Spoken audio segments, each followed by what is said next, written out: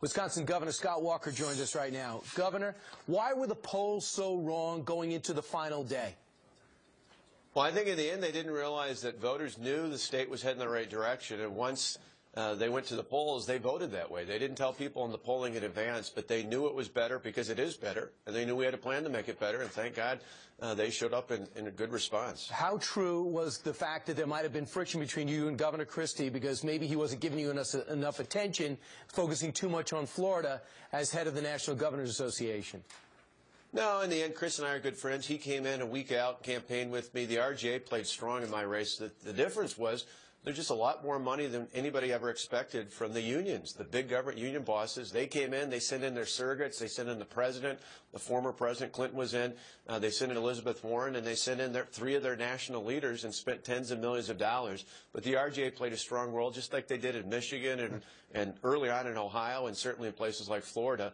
That was part of the key to success. But it was those big government unions that played much bigger than we expected. They made me their #1 target. When you look at the Hispanic vote in Texas, that got the governorship for the Republicans. When you look at the Hispanic vote in other places, like, for example, Colorado, that got the vote for Republicans. Now, in your state, the story was the youth vote.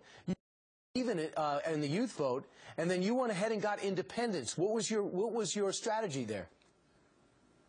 Well, I think the youth vote, 18 to 24, I'm the first governor ever who's done a 2-year tuition freeze at our state university system. I think that helped. I think the other big difference was my opponent, just like some of the other folks you hear out of Washington, kind of embraced this old, tired, top-down approach that the government knows best. We came out hard to younger voters, millennials, and said, not just college students, but millennials, and said, hey, we want the new, exciting, build the economies from the ground up approach.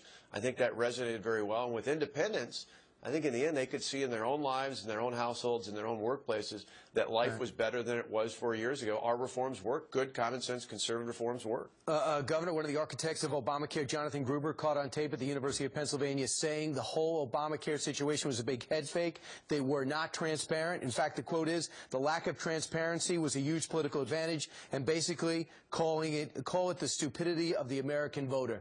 Your reaction, because you never bought into it and you never took the subsidies to help set up these exchanges. No, we thought it was a big mistake. The Affordable Care Act is anything but affordable.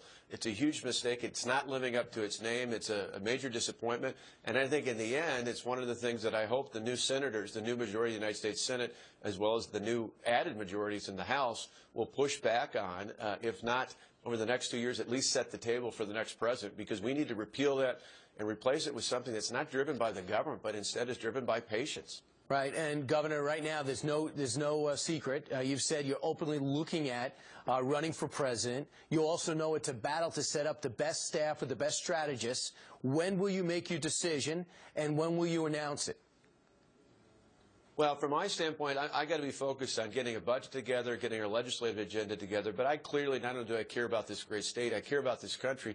What worries me the most is I look at I think the biggest loser a week ago was Hillary Clinton. She embodies Washington. She embodies that old, tired, top-down approach from the government. I think in the states, as governors, we offer a much better alternative, and I think there's a number of us who would be good prospects out there. Does the fact that a poll came out when asked, would Governor Scott Walker make a good president, and you only getting 42% of the vote saying yes, if 55% say no, does that dissuade you from jumping in? No, I mean, in the end, any poll right now is ridiculous. You look over the past 4 or 5 elections, people who poll high at the beginning are not the people who end up being the nominees. So what really matters is a ground game and a clear message. And I think the way we win as Republicans 2 years from now is if the House and the Senate start out with a big, bold agenda. It's what I wrote about yesterday in Politico.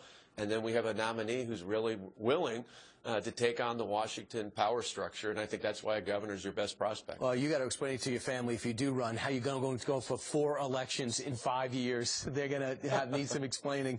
Governor Scott Walker, congratulations on your win. You defy the critics and the polls, and you're victorious again with another 4 years and possibly running for president. Governor Walker, thanks so much. Thank you, and thanks to all of our veterans on Veterans Day. Absolutely, an important point. Meanwhile, coming up straight ahead in our final